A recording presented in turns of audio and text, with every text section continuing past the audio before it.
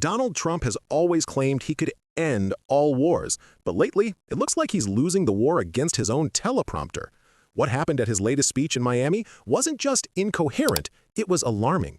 Republicans may still call him strong, but what we're witnessing looks a lot more like decline than dominance.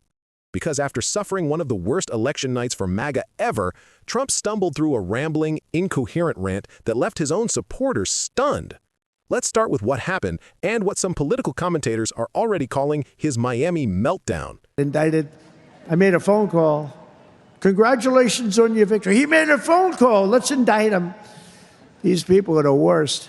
Then they say, he's gone after Comey. They indicted me. They impeached me. They did everything.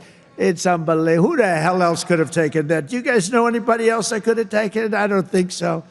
A lot of people say, you're the only one could have taken that. I don't know if that's true, but there aren't too many. That wasn't a campaign rally. That was supposed to be a business conference.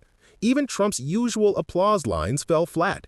His audience sat in silence as he shouted about his impeachments like a man arguing with ghosts. And things only got worse from there. Because right after that, Trump veered off script and into what can only be described as word salad, a bizarre geography-optional rant about the United Nations, wars that didn't exist, and a teleprompter conspiracy that somehow involved beautiful silk robes. In 8 months, I ended 8 wars, including Kosovo and Serbia, the Congo and Rwanda, that was going on for a long time, Israel and Iran, Egypt and Ethiopia, Armenia and Azerbaijan, and Cambodia and Thailand.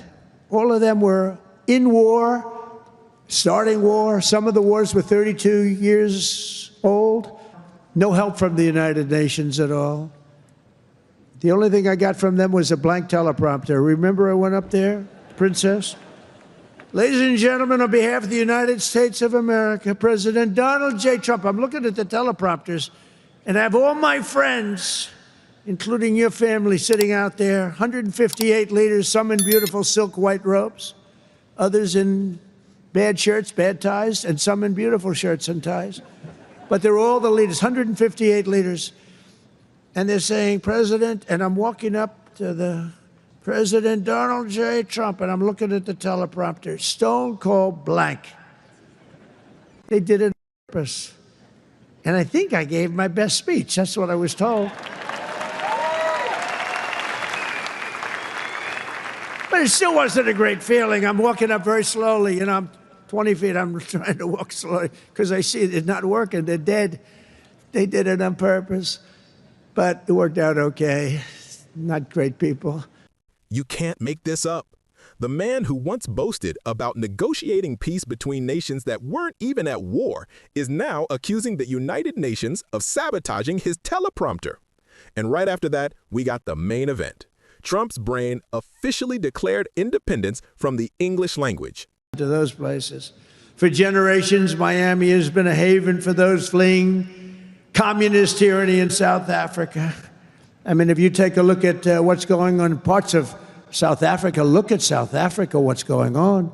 Look at South America, what's going on. You know, I'm not going to, we have a G20 meeting in South Africa. South Africa shouldn't even be in the Gs anymore because what's happened there is bad. I'm not going. I told them I'm not going. I'm not going to represent our country there. It shouldn't be there. Take a look at what's happening in different parts of South America. Take a look at what's happening in different parts of the world. Trump's teleprompter said South America. He said South Africa. And rather than admit a slip, he tried to improvise an entire alternate universe where the G20 was being held in Johannesburg. Political analyst Ron Filipakowski nailed it perfectly. Trump can't admit a mistake, so he just keeps digging until he's standing in his own crater. And that's exactly what we saw. A man so desperate to sound in control that he ends up proving the opposite. Trump once bragged about how he could fix the world in 8 months. Now, he can't get through a sentence without confusing continents. And yet, his campaign insists he's sharper than ever. But if this was sharp, then America's in trouble. Because this isn't just a momentary gaffe, it's a pattern. From slurred rants to blank stares, Trump's mental unraveling is happening in real time, and the people around him are too afraid to say it out loud. So let's be clear, this isn't strength, it's decline. And every time his team laughs at office, Trump being Trump, they're telling the country to ignore what's right in front of our eyes. Trump can boast about ending wars all he wants, But the truth is simpler. He's losing a war with reality itself. And the rest of the world is watching in disbelief as the Republican Party keeps pretending the emperor isn't mumbling. If you think America deserves better than this chaos, then do something about it. Follow the channel, hit subscribe, and share this video, because sunlight is the best disinfectant and truth is still our best defense against delusion. This is how we fight misinformation. This is how we defend democracy. And this is just the beginning.